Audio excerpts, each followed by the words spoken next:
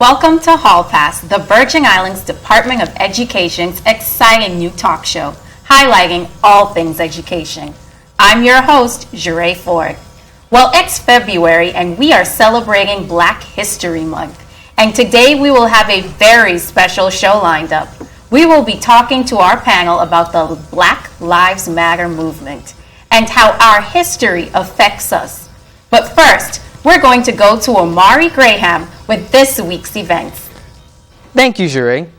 Hey, Omari Graham here, back with your weekly rundown. Teachers recently enjoyed 3 days of training on the college and career readiness standards at the VI Cardiac Center on St. Croix. The event gave attendees ideas on how to best implement these 21st century standards in our classrooms. I would like to give a shout out to the Fathers Are Role Models program that recently launched at the Ola F. Muller Elementary School. It's great to see fathers getting more involved. Cultural education is on the move. A quadro workshop featuring the 10 sleepless nights was recently held for schools on St. Croix, and a similar workshop for St. Thomas St. John schools will be held on February 19th. In celebration of Black History Month, did you know that Virgin Islands Governor Melvin H. Evans was the first governor to observe the MLK holiday in the United States? Bet you didn't know that. And finally, Miss Ivana Idori Ken High School pageant is on the February 20th, and Miss Adelita Concrine Junior High School pageant is on February 28th. Visit the Our Events tab on the vide.vi website for all of our upcoming events. I'm Omar Graham, and see you here next week on The Rundown. Back to you, Jure. Thank you, Omari. Like I said, it is Black History Month, and part of our discussion today will be about the Black Lives Matter movement. With me today, I have Professor Vincent Cooper of the University of the Virgin Islands.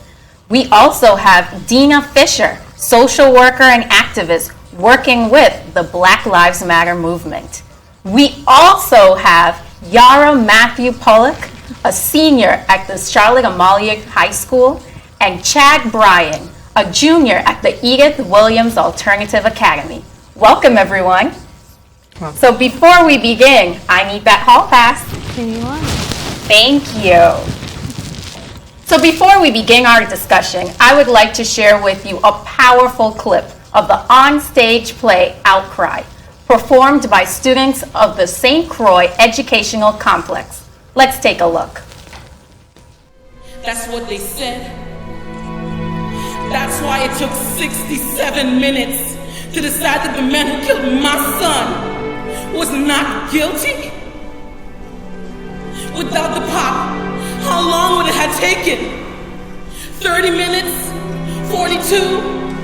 13? Because of them, my son, my only son, is like soda pop. You take it, you do what you want with it, and then you dispose of it. Just like that. Let the world see! This is my son!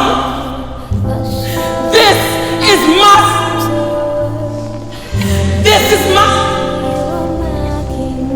This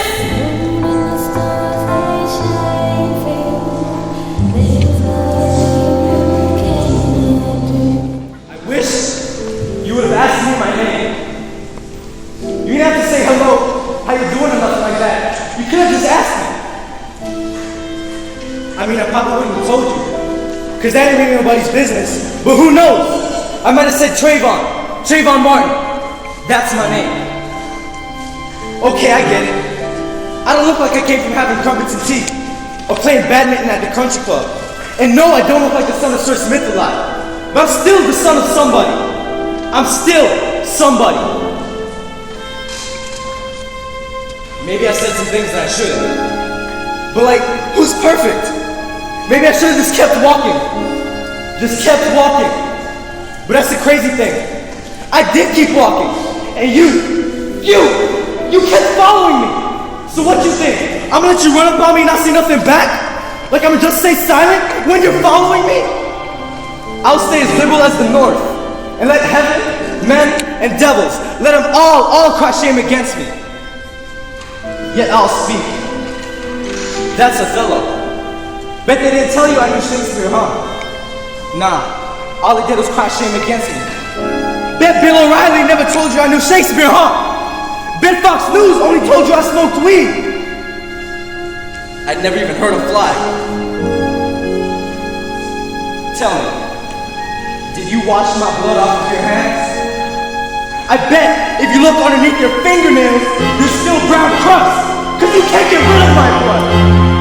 Is my sweat still in the creases of your knuckles? Does the sound of that gunshot make the hair on your ears stand up? What were you thinking when you were found not guilty of second-degree murder? How did you feel when you walked away from that court a free man? You see, no matter what they say or what you do, you'll never be, because only the truth can set you free. I guess my life ain't even more Skittles and iced tea.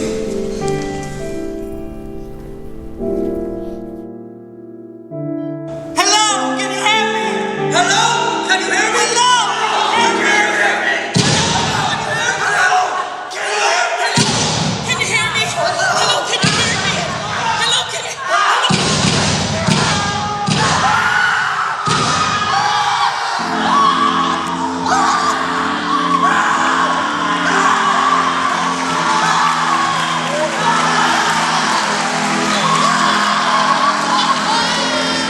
Wow, that was extremely powerful. And before we get into anything, I just want to know your reactions on this. Let's start with you, Dr. Cooper. Yes, the Black Lives Matter movement, of course, follows in the path of similar black conscious movements in the United States. When black people sort of recognize the need to draw attention to problems in the black community, or to the fact that they're being ignored, their needs have been ignored, or they're being treated as invisible Yes, and that's what we saw in the video. entities, or then black people will always organize and speak up to the situation. And that is basically what the Black Lives Matter movement is doing. Yeah. Or the civil rights movement is passed. There are few, rights were grudgingly conceded. But over the past, 2 or 3 or 4 decades, you find that some of those rights have, been diluted. Yeah. And so, from time to time, there's going to be more organization, more protest, more call to the plight of black people in the United States. We look at the economic situation, we look at the situation with the public schools, education, we look at the situation with crime, and it all points a finger in one direction. There is systemic racism that persists in the United States. To deny this reality is to pretend that racism was not part of the initial construction of this concept called the United States. It was there with plantation slavery and so on. So it's a work in progress, and from time to time, blacks will organize and assert the need to focus on those issues that are vital to the survival, not only of black people, but to all people who are being oppressed or neglected. So that pressure has to be maintained. Yes. And that's basically what the Black Lives Matter movement is all about. Okay. So I just want to know then, Dean, you have been instrumental, you've been an activist and involved in the Black Lives Matter movement. And I just want to know, can you tell me a little bit more about the origins? I mean, it's more than a hashtag that you see on social media. Can you tell me how it started and what you've done to participate in this movement? Yeah, I will. Maybe first I should start by talking about what I've done to participate in this movement, because the reason I one of the reasons I got involved, I'm involved, is because my son, I have 2 sons, right? Okay. And so when I watch that clip that you just showed, it brings home, you know, Yes. like the pain that we suffer as black people and as black mothers, right? I think about black mothers more than anything. And the fact that Emmett Till, that happened back in the 50s, right? Yes. The Emmett Till of the 50s and then the Trayvon Martins of today, right? That is deep. It speaks to the fact that nothing has changed, right? The realities are still the same, Yes, right? definitely. So the Black Lives Matter movement is absolutely necessary, right? Back in the day, the civil rights era, and during the time of Emmett Till, it was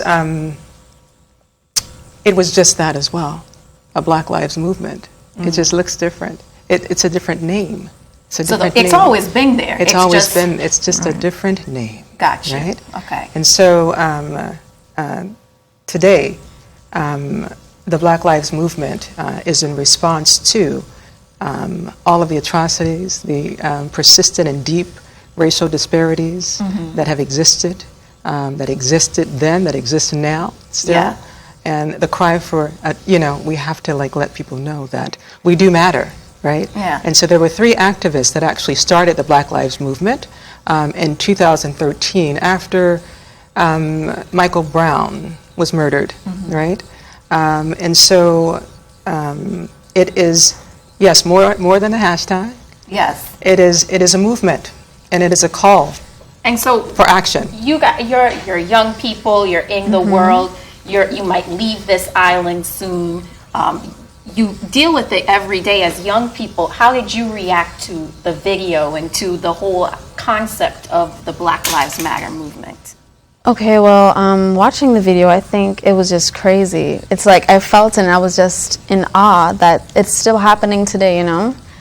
I feel like, how is it that a policeman, it doesn't matter the color, white or black, it doesn't matter. How is it that a policeman gets away with murder for killing an innocent minor that did nothing? He was wearing a hoodie, he had Skittles, he had, in Arizona, he was doing nothing, and he just gets killed, and he's not guilty. How is that? And it scares me. And then you are living the life. You are a young black man. How do you feel? How was that video moving to you? It was very touching, and I'm glad you say young black man, because young black man, that's 2 strikes on us already, so we have to watch out when we go outside. It's like the skin color, they discriminate us, but it's not to that point where they can just jump on us black people. It's certain stuff we do. Yes, I accept the fact that we do make mistakes, but like as Yara said, you can't just come out and just kill somebody like that. It's touching. Yeah, and so that goes to the heart of the Black Lives Movement. I mean, the reason why I think it's such a powerful movement is because it talks not only about self-love, but about self-respect.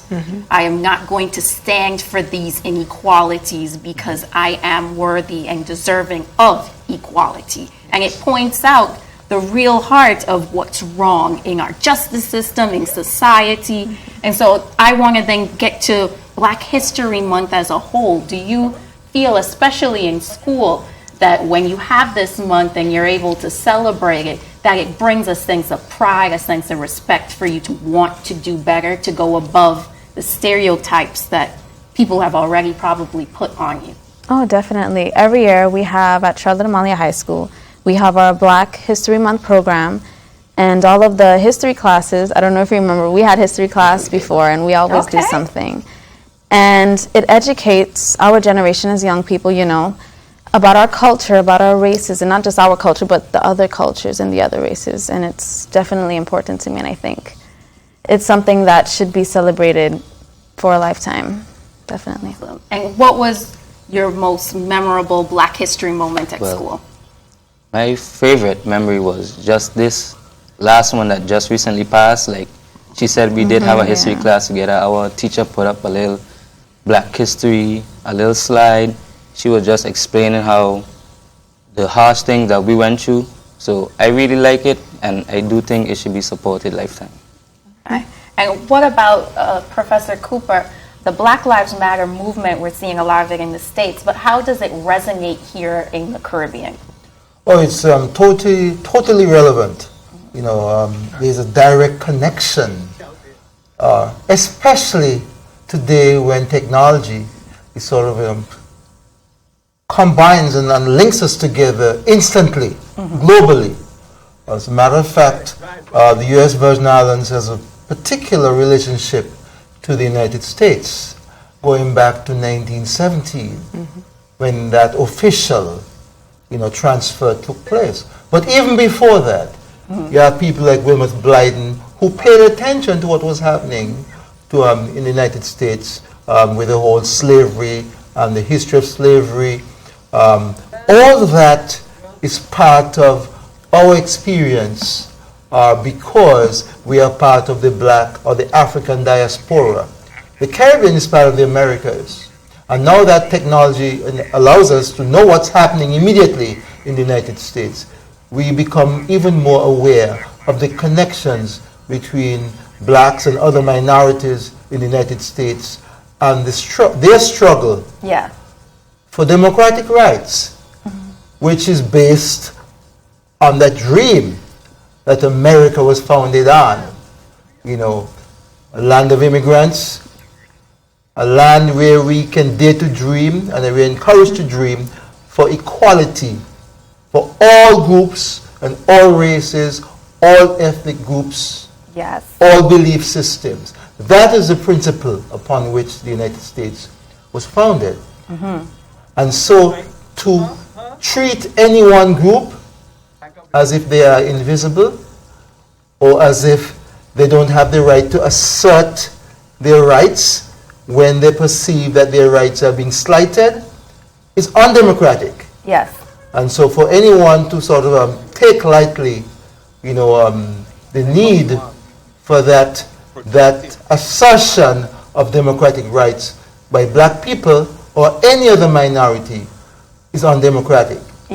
And so you spoke about the connection and connecting with the mainland, especially due to technology. I want to know, Dina, how are you able to participate and be active in the movement living here in the Virgin Islands, and with the movement being so focused and so active in the United States? So it's absolutely important to connect the dots.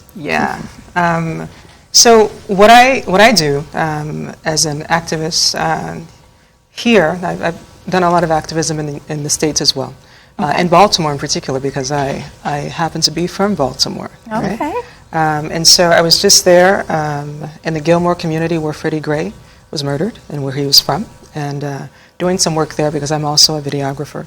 And so in terms of down here, I think it's important to keep your eye on what's going on, your ear on the ground of what's going on there, because we have a lot of people here that actually go. Our black brothers, our sons are actually going to the States.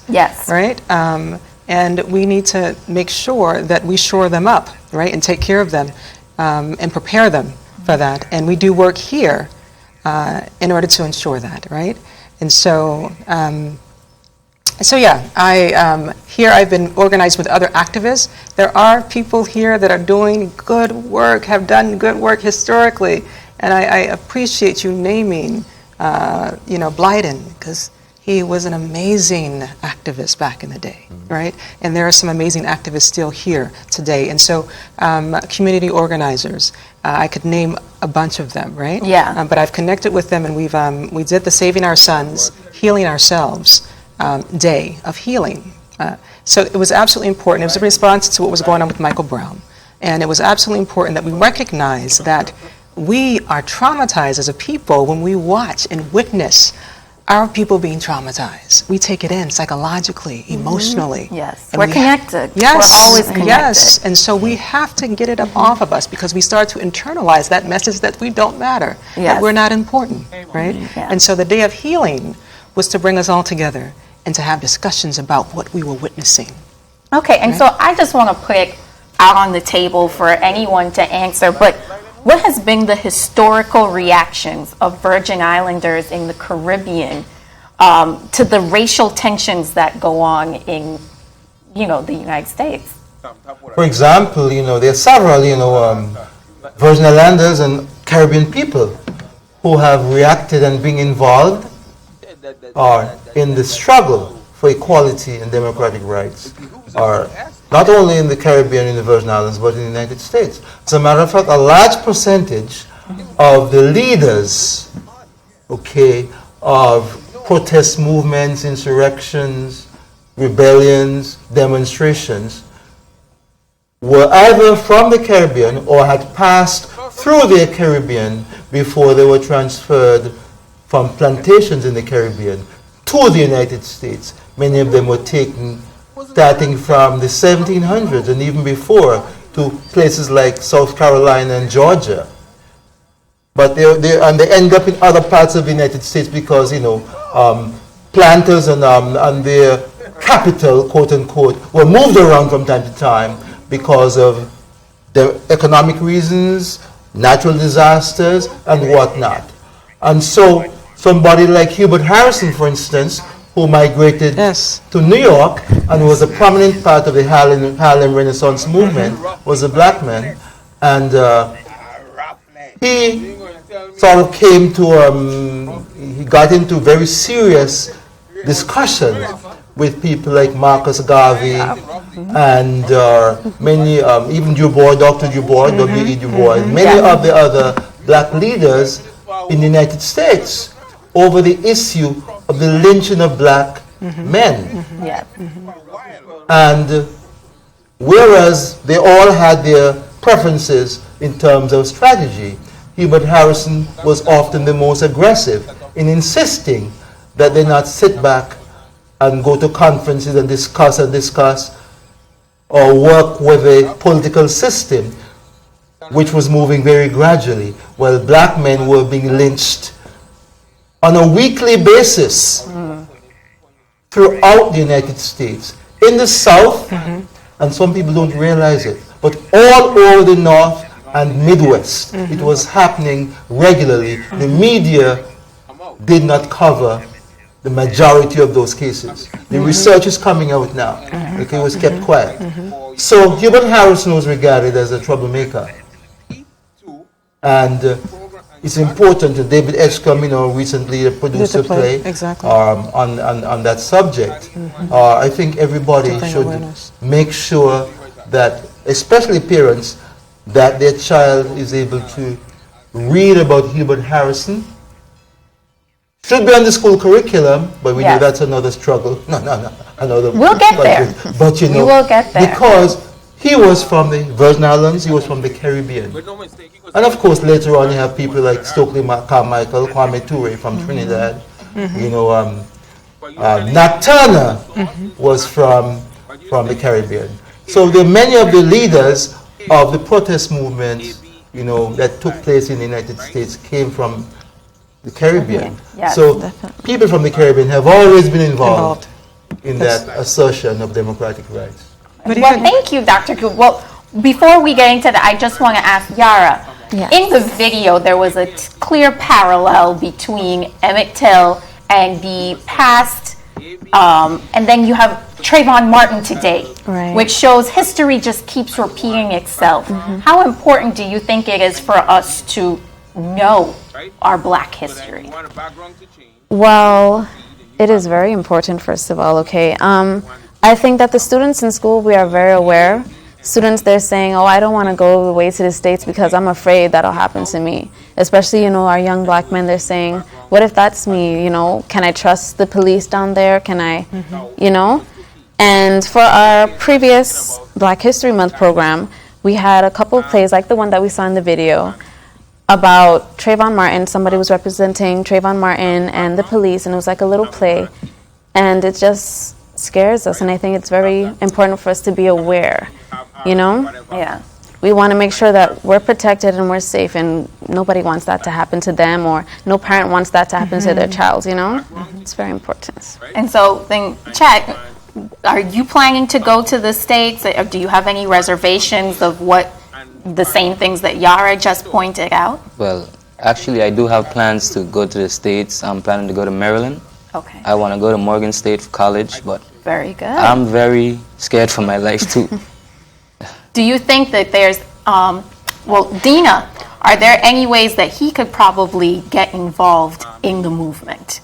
Are there any ways that young people can gravitate towards that movement and be a part of it, since it does affect them? Well, I mean, I hear you, first and foremost, about your fear. It's real, right? It's real. It's real. And I think that I was excited about this today, right? Because I knew that I would connect with the youth, right? And see you guys out here doing your things and hearing about what you're doing, you know? That was really important. It's really important. So the fact that you are asking the question says that you are a part of that movement. Definitely. Right? Yes. And so Definitely. that you just have to stay open to that and connect with people.